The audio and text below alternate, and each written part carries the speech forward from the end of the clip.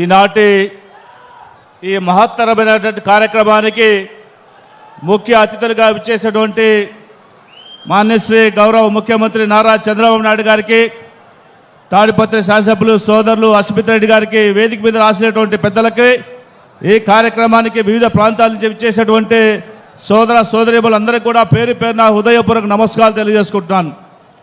ఈరోజు చాలా ఒక మంచి సుదీర్ఘమైనటువంటి ఒక ప్రయాణంలో అనంతపురం జిల్లా అంటే భారతదేశంలోనే అత్యల్ప వర్షపాతం నమోదయ్యే రెండవ జిల్లా ఉన్నటువంటి ఈ జిల్లాని అన్ని రంగాల్లో సస్యశ్యామలం చేయాలి, ఈ ప్రాంత రైతన్నలకి ప్రతి ఒక్కరికి కూడా నీళ్ళు ఇవ్వాలనేటువంటి కార్యక్రమంతో ఈరోజు జలధార కార్యక్రమాన్ని తీసుకొచ్చి సాగునీటి సంఘాల యొక్క బలోపేతం చేస్తూ వారందరినీ కూడా ఈ కార్యక్రమంలో పాలు పంచుకునేలాగా ఒక కార్యక్రమం ఇచ్చి 100 రోజుల పాటు ఈ జలధార కార్యక్రమాన్ని మనం నిర్వహించుకొని మన ప్రాంతం కూడా సస్యశ్యామలం చేసుకోవడం కోసం నీటిని మనం భూగర్భ జలాలు పెంచుకునేలాగా చేసే కార్యక్రమానికి ఈరోజు అనంతపురం జిల్లాలో శ్రీకారం చుట్టి మన అనంతపురం జిల్లా మీద ఉన్నటువంటి ప్రేమ మమకారాన్ని మరొకసారి గౌరవ ముఖ్యమంత్రి గారు ఈరోజు మన పట్ల చూపిస్తున్నటువంటి ప్రేమకి నిజంగా వారికి శిరస్సు వంచి పాదాబంధనలు తెలియజేసుకుంటున్నాను.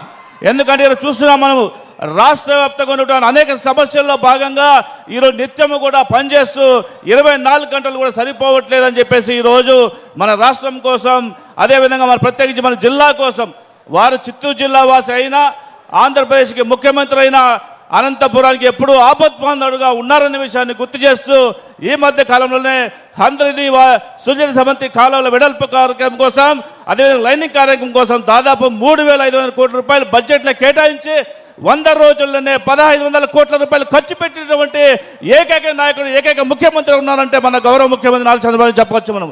ఎందుకంటే ఈరోజు అనునిత్యము కూడా మన అనంతపురం జిల్లా గురించి ఆలోచిస్తూ ఇక్కడ ఉన్నటువంటి హార్టికల్చర్ హబ్ని ఈరోజు దేశవ్యాప్తంగా ప్రమోట్ చేస్తూ అనేక రకాలుగా వారికి సబ్సిడీలు ఇస్తూ ఇంకా రవాణా రంగంలో వాళ్ళకి కావాల్సినటువంటి సౌకర్యాలు కల్పిస్తూ ఎంతో ముందుకు తీసుకుంటూ ఉన్నాం. గతంలో అరటి పంటను కూడా మనం విదేశాలు పంపించే దాఖలు లేవు.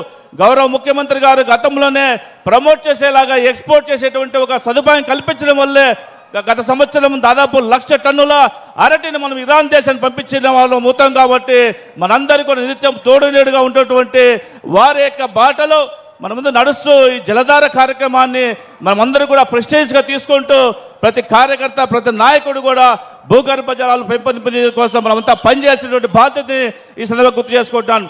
అదేవిధంగా ఈరోజు మన ముఖ్యమంత్రి గారు మన మధ్య ఉన్నారు కాబట్టి మన జిల్లాకు కావాల్సినటువంటి కొన్ని సదుపాయాల గురించి వారిని ఈ సందర్భంగా కోరడం జరుగుతూ ఉంది.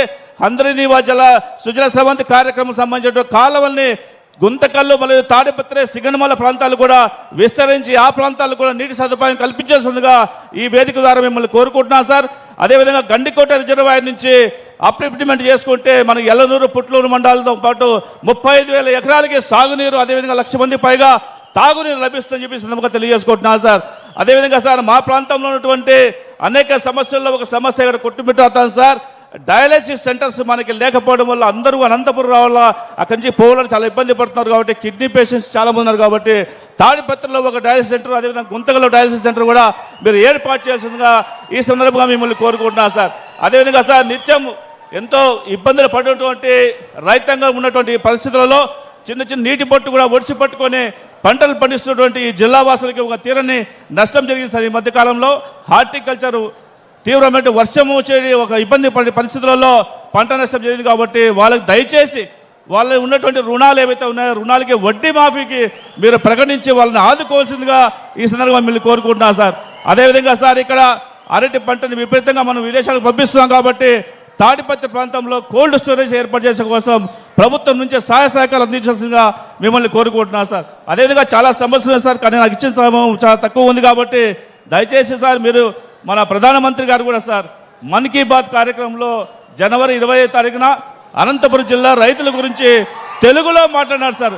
తెలుగులో మాట్లాడి రైతాంగం కష్టానికి ఎప్పుడు భయపడరు, కష్టమంటే వాళ్ళు నష్టమంటే ఎప్పుడు ఎదుర్కొనేటువంటి పరిస్థితులలో కూడా ఈరోజు నీటిని సంరక్షణ చేసుకొని ఒక చెరువులు దాదాపు 7 చెరువులు పూర్తి స్థాయిలో వాళ్ళు నిర్మాణం చేసుకొని మట్టిని తీసేసి చెట్లను పెంచి నీటి యొక్క భూగర్భ జలాలను పెంపొందింపే దిశగా ఈరోజు అనంతపురం జిల్లా రైతాంగం ఉన్నారు. కాబట్టి వారిని ఆదర్శంగా తీసుకోవాలి, అక్కడ ముఖ్యమంత్రి చంద్రబాబు గారిని ఆదర్శంగా తీసుకోవాలని చెప్పేసి స్వయాన ప్రధానమంత్రి గారు తెలుగులో మన్ కీ బాత్ కార్యక్రమంలో చెప్పడం జరిగింది సార్. అంటే మీరు ఈ విధంగా కష్టపడుతూ మా అందరి కోసం చేస్తున్నటువంటి శ్రమని ఖచ్చితంగా మేమందరూ కూడా గుర్తుపెట్టుకుంటాం సార్. ఈ మధ్య కాలం మీరు చూసే ఉంటారు సార్, అమరావతి గురించి ఎన్ని కష్టాలు పడ్డాం, ఎన్ని నష్టాలు పడ్డాం. రైతన్నలంతా దాదాపు 29,000 ఎకరాలు మనకి త్యాగం చేస్తే ఆ అమరావతికి అడ్డుకొని అనేక రకాల ఇబ్బంది పెట్టే పరిస్థితుల్లో కూడా ఈరోజు పార్లమెంటు ఉభయ సభలో కూడా నారా లోకేష్ గారి సాక్షిగా మేమంతా కూర్చొని బిల్లును పాస్ చేసుకొచ్చి ఈరోజు రాజధాని అమరావతి అని చెప్పి శాశ్వతమైనటువంటి ఒక నిర్ణయాన్ని తీసుకురాగలం సార్.